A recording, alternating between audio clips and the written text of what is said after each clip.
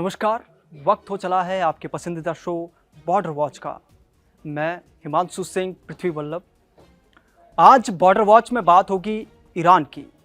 जी हाँ, वही ईरान जिसके परमाणु संस्थानों पर अमेरिका ने ताबड़तोड़ हमले किए थे। तो उसके बाद क्या है ईरान के इरादे, आप जान लीजिए। ईरान के परमाणु ठिकानों को तबाह करने के लिए अमेरिका ने पूरी ताकत झोंक दी थी। परमाणु केंद्र पर हवाई हमले किए थे। दावा किया गया था कि हमलों में परमाणु केंद्रों को काफी नुकसान पहुंचा था। हालांकि इन सभी दावों को सिरे से ईरान ने खारिज कर दिया और कहा था कि सिर्फ बाहरी हिस्सों को नुकसान पहुंचा है। इसी बीच ईरान के परमाणु ठिकानों को लेकर एक ऐसी खबर सामने आई है जिससे कहीं ना कहीं अमेरिका को बड़ा झटका लगा होगा। दरअसल ईरान के राष्ट्रपति हैं मसूद पेजेस्कियान, उनका कहना है कि तेहरान अपने न्यूक्लियर फैसिलिटीज को फिर से बढ़ाएगा, वो भी पहले से ज्यादा ताकत के साथ। पेजेस्कियान ने तेहरान पर परमाणु ऊर्जा संगठन के दौरे पर देश के परमाणु वैज्ञानिकों और अधिकारियों से मुलाकात की है। उन्होंने कहा, इमारतें और कारखाने तबाह करने से कोई फर्क नहीं पड़ता, हम उन्हें फिर से बनाएंगे और इस बार पहले से ज्यादा मजबूत। पेजेस्कियान ने दोहराया कि ईरान का परमाणु कार्यक्रम ऊर्जा, दवाइयों और लोगों की जरूरतों को पूरा करने के लिए है, हथियारों के लिए नहीं। अमेरिका और इजराइल ने जून महीने में ईरान की कई परमाणु साइटों पर हमले किए थे। अमेरिका का कहना था कि ये साइटें जो परमाणु संस्थान वाली साइटें हैं, उन पर परमाणु हथियार बनाने के लिए ये इस्तेमाल की जा रही थी, जबकि ईरान का कहना है कि उसका कार्यक्रम पूरी तरह से शांतिपूर्ण है। बेशक ईरान हमलों में नुकसान की बातों को छिपाता हो, लेकिन हकीकत यही है कि अमेरिका और इजराइल के हमलों में ईरान के कई वैज्ञानिक और अधिकारी मारे गए थे और यूरेनियम संवर्धन प्लांट्स को भारी नुकसान पहुंचा था।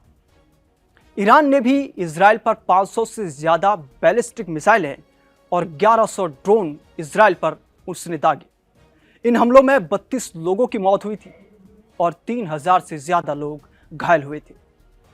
इजराइल ने कहा कि उसका हमला करना इसलिए जरूरी था ताकि ईरान यहूदी राज्य को नष्ट करने की अपनी योजना को अंजाम दे सके।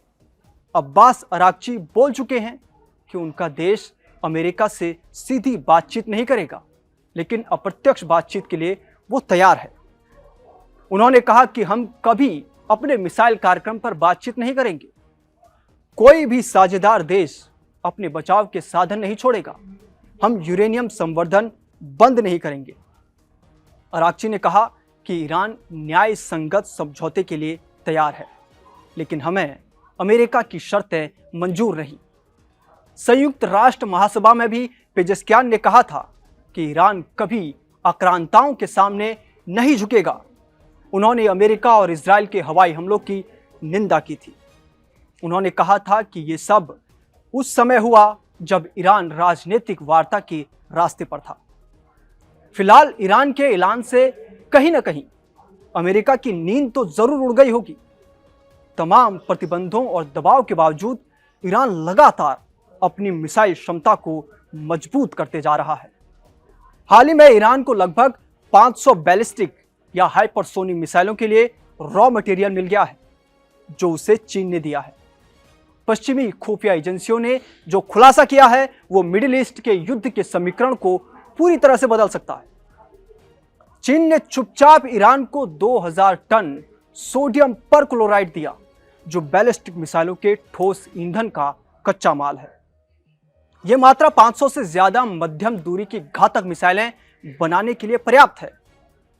CNN को प्राप्त यूरोपीय खुफिया दस्तावेजों के अनुसार 29 सितंबर को बंदर अब्बास पोर्ट पर 10 से 12 जहाजों में यह सामग्री पहुंचनी शुरू हुई। यह वही समय है जब संयुक्त राष्ट्र के स्नैप प्रतिबंध ईरान पर फिर से लागू हो चुके थे। ऐसे में यह समझना जरूरी है कि क्या है सोडियम परक्लोराइड और क्यों है यह खतरनाक। सोडियम परक्लोराइड मिसाइल बनाने में काम आता है। यह मुख्य रूप से मिसाइल का फ्यूल तैयार करने के काम आता है। सोडियम परक्लोराइड अमोनिया परक्लोराइड बनाने का एक कच्चा माल है, जो ठोस ईंधन यानी सॉलिड फ्यूल वाली बैलिस्टिक मिसाइलों का 70% हिस्सा है। एक्सपर्ट का मानना है कि 2000 टन सोडियम परक्लोराइड से 1667 टन अमोनियम परक्लोराइड बनता है, जिससे 450 से 550 मध्यम दूरी की मिसाइलें बन सकती हैं। ये रॉकेट प्रोपेलेंट यानी कि रॉकेट ईंधन में भी इस्तेमाल होता है। ईरान को ये रसायन चीन ने भेजा है, जो दालियान बंदरगाह के जरिए भेजा गया। यह मात्रा लगभग 500 मध्यम दूरी की बैलिस्टिक मिसाइलों यानी कि मीडियम रेंज बैलिस्टिक मिसाइल्स के लिए निर्माण के लिए पर्याप्त है। यह खेप जून 2025 में इजराइल और ईरान के बीच हुए 12 दिवसीय युद्ध के ठीक बाद पहुंची, जिसमें इजराइल ने ईरान से कम 1 या 3 मिसाइल लॉन्चर को, उसके स्टॉक को भी नष्ट कर दिया। अब आपको बता दें कि चीन द्वारा ईरान को भेजी गई यह तीसरी खेप है इस साल की, और इससे पहले फरवरी और मई से 100 टन सोडियम परक्लोराइड भेजा गया और अब तीसरी खेप भेजी गई है। चीन ने इस साल 4000 टन सोडियम परक्लोराइड कुल मिलाकर ईरान को भेज दिया है। मिडिलमरी इंस्टीट्यूट ऑफ इंटरनेशनल स्टडीज के हथियार विशेषज्ञ जेफरी लुइस ने CNN को बताया कि यह मात्रा ईरान को युद्ध में खोई हुई मिसाइलों की भरपाई करने में मदद करेगी। पहले ईरान 200 मिसाइलें प्रतिमाह बनाने की योजना बना रहा था और उसके पास अब कच्चा माल है, लेकिन प्रोडक्शन लाइन और लॉन्चर अभी भी सीमित है। इस घटना ने न केवल इजराइल बल्कि अमेरिका को भी चिंता में डाल दिया है। इजराइल की चिंता है कि ईरान की मिसाइलों की खेप तो बढ़ेगी ही, लेकिन इससे बनी जो मिसाइलें होंगी उनको ईरान हमास हूती विद्रोहियों को भी दे सकता है। इसके अलावा ईरान और इजराइल के बीच तनाव की स्थिति में ईरान इनका इस्तेमाल भी करेगा। हालांकि चीन ने कहा कि यह केवल कमर्शियल ट्रेड मात्र ही है। जून 2025 में हुए इजराइल ईरान युद्ध के बाद ईरान अपनी सैन्य क्षमताओं को बढ़ा रहा है, अपनी कमियों पर काम कर रहा है और लगातार असलाह खाने यानी हथियार के भंडार को भर रहा है। मिडिल ईस्ट में एक बार फिर से नई जंग की शुरुआत हो सकती है। ऐसा इसलिए क्योंकि हिजबुल्लाह के एक बार फिर से अपनी ताकत को उसने बढ़ा दिया है। जी हां, अमेरिकी अखबार वॉल स्ट्रीट जर्नल ने इजरायली, अरब और पश्चिमी खुफिया एजेंसियों के हवाले से खुलासा किया है कि हिजबुल्लाह न केवल हथियारों के भंडारण को फिर से बढ़ा रहा है, बल्कि अपनी कमान संरचना को भी मजबूत कर रहा है। यह खुलासा मिडिल ईस्ट में नई जंग की आशंका को हवा दे रहे हैं।